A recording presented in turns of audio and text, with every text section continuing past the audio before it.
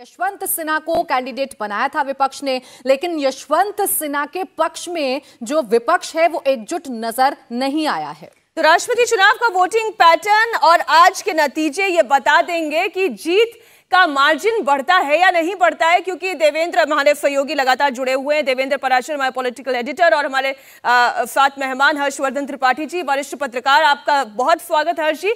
मैं आपके पास आऊं उससे पहले वोटिंग पैटर्न कैसा रहा है, क्रॉस वोटिंग राज्यों में कितनी हुई है, ये बता देगा देवेंद्र की विपक्षी एकता कितनी ज्यादा छिन्न भिन्न नजर आई है राष्ट्रपति चुनाव में।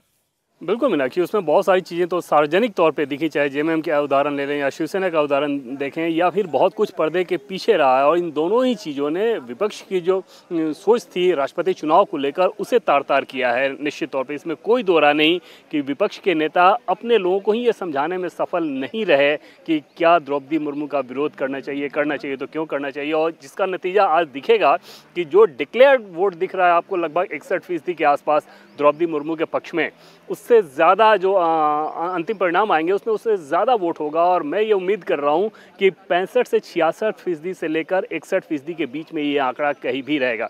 एनडीए का टारगेट भी ये था कि किसी तरह से 65 से 66% यानी कि लगभग 2/3 जो वोट है वो लेकर आया जाए। लेकिन इस बीच में ये डाटा निश्चित तौर पर रहेगा और ये डाटा बताएगा फिर कि द्रौपदी मुर्मू के चुनाव के लेकर पॉलिटिकल परसेप्शन की भी लड़ाई में अपोजिशन किस तरह से बुरी तरह से मार खाया। खासतौर पर कांग्रेस पार्टी की अगर बात करें, क्योंकि बीजेपी द्रौपदी मुर्मू का चयन करेगी, एक ट्राइबल महिला फेस देगी, ये बात बीजेपी पार्लियामेंट्री बोर्ड की बैठक से पहले तकरीबन 1 महीने पहले से ये बात पॉलिटिकल कॉरिडोर में एक तरह से ओपन सीक्रेट की तरह हो गई थी। वहाँ पर अगर अपोजिशन बीजेपी से पहले ये पॉलिटिकल स्टेटमेंट, ये पब्लिक स्टेटमेंट देता कि अगर एनडीए चाहता है कि सर्वसम्मति से राष्ट्रपति का चुनाव हो तो उसे ट्राइबल महिला फेस देना होगा, फिर वैसी स्थिति में हम सपोर्ट करेंगे। आप अंदाजा लगाइए कि अगर अपोजिशन सार्वजनिक तौर पर इस बात का ऐलान करता तो द्रौपदी मुर्मू के राष्ट्रपति बनने में उसकी भी हिस्सेदारी होती। वो मैसेजिंग की बात जो कही जाती है, ट्राइबल कम्युनिटी में ये मैसेज जाता कि अपोजिशन की डिमांड थी जिसको बीजेपी ने फॉलो किया। देवेंद्र, ये तो हो ना सका। और अगर हम राज्यवार ही बात कर लें हर्ष जी, तो जहां पर बीजेपी की सरकार है जिन राज्यों में, वहां पर तो वोटिंग पैटर्न क्या रहा होगा इसे बताने के लिए बहुत ज्यादा विश्लेषण की जरूरत नहीं है। लेकिन जहां पर नहीं है बीजेपी की सरकार, अब मसलन हम पश्चिम बंगाल की बात कर लें, यशवंत सिन्हा का नाम आगे खुद करती हैं ममता बनर्जी, और फिर खुद यशवंत सिन्हा उसी प्रदेश में जाकर आदिवासी बहुल इलाकों में प्रचार नहीं कर पाते हैं। इसका मतलब तो यही है ना, ये सारे परसेप्शन की लड़ाई है, प्रोजेक्शन की लड़ाई है। देखिए मीनाक्षी, अगर राष्ट्रपति पद के चुनाव को लेकर एक लाइन में कहें तो 2019 के बाद अलग अलग मसलों पर जो भारतीय जनता पार्टी के सहयोगी थे वो टूटकर चले गए थे, विपक्ष एकजुट सा दिखने लगा था। इस राष्ट्रपति के चुनाव ने उल्टा कर दिया।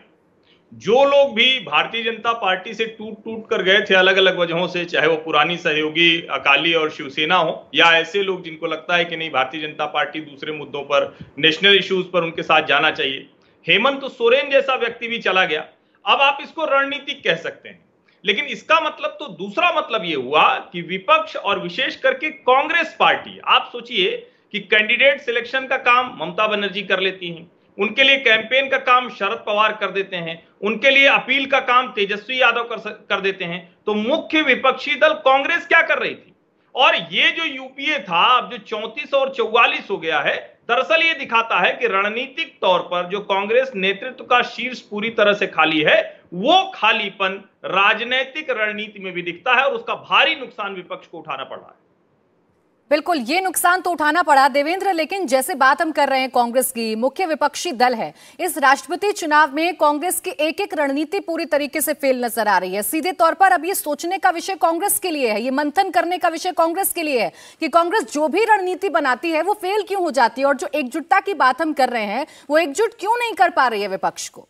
जी हाँ, बिल्कुल। और आप शुरुआत से ही देखें कि कैंडिडेट सिलेक्शन से लेकर पहला कैंडिडेट आपका मुकर गया, दूसरा कैंडिडेट मुकर गया, तो आपको जो जिस उम्मीदवार को तय करना था वो आपको पता ही नहीं था कि आपको कौन सा फेस देना है। सिर्फ फेस के लिए फेस देना है, सिर्फ एक उम्मीदवार के तौर पर एक फेस दे देना है। ये पहली बड़ी राजनीतिक गलतियाँ कहा जा सकता है कांग्रेस पार्टी के लिहाज से। और उम्मीदवार भी ऐसा दिया जिसमें कोई भी पॉलिटिकल मैसेजिंग नहीं। जिस राज्य से वो आते हैं उस झारखंड से उस राज्य में कांग्रेस पार्टी की सहयोगी जेएमएम जिसके साथ वो सरकार में है, वो अगर छिटक जाए तो अंदाज़ा लगाया जा सकता है कि वो रणनीति कितनी छिछली, कितनी सतही है पॉलिटिकली।